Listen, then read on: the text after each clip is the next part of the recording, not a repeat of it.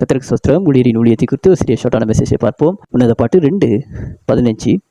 திராட்சை தோட்டங்களை கெடுக்கிற குழிநரிகளும் சிறுநரிகளையும் நமக்கு பிடியுங்கள், நம்முடைய திராட்சை தோட்டங்கள் பூவும் பிஞ்சுமா இருக்கிறதே. இன்னைக்கு என்னத்தை குறித்து பார்க்க போறோம்னா, குழிநரியும் சிறுநரியும் குறித்து நம்ம பார்க்க போறோம். அப்போ இங்கே ஒரு திராட்சை தோட்டம் இருக்கு.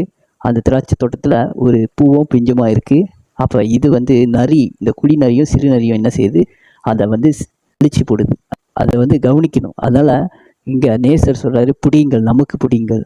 ஒன்று இது ஒரு நம்மளுக்கு லாபமாக இருக்கும், ஒன்று இது நம்மளுக்கு அபாயமாக இருக்கும். இந்த நரிகள் நீங்கள் பார்த்தீங்கன்னா, சிம்சன் நரி பிடிச்சி அவருக்கு ஆதாயமாக என்ன செஞ்சார், அதை வாழை கட்டி பந்தத்தை வச்சு நெருப்பை போட்டு எதிராளிக்கு அடிக்க வச்சார்.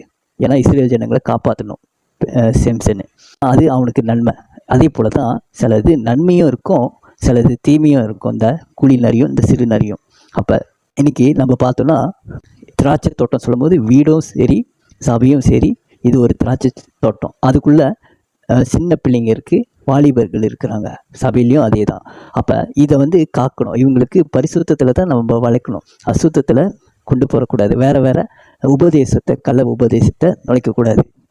அப்போ சபையில் எல்லாம் கவனிச்சு வச்சுக்கணும். குழிநரி இது யார் குறித்துன்னா, ஏரோது குறிக்குது.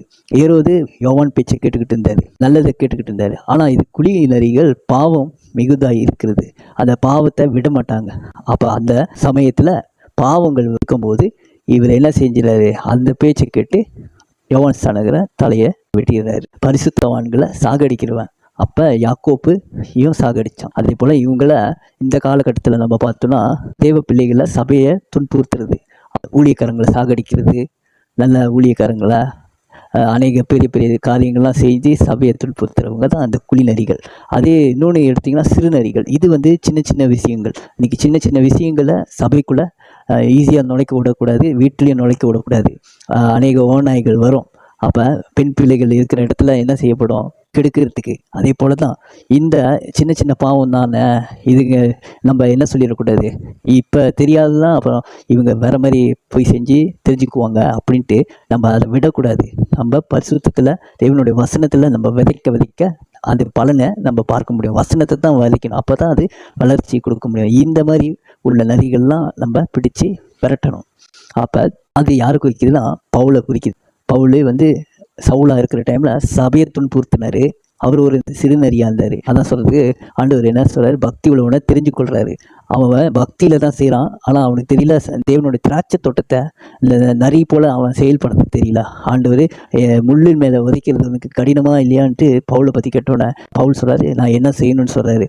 அப்போ ரெண்டே விஷயம் தான் சொல்கிறாரு. ஒன்று கேட்குறாரு, நீங்கள் யாருன்னு கேட்குறாரு. இன்னொன்று, நீங்கள் என்ன செய்ய சித்தமாக இருக்கிறீங்க. இதுதான் நம்ம ஊழியக்காரங்கள்லாம் தெரிஞ்சு வச்சுக்கணும், மாறணும், ஆண்டவரோட சித்தத்தை செய்யணும்.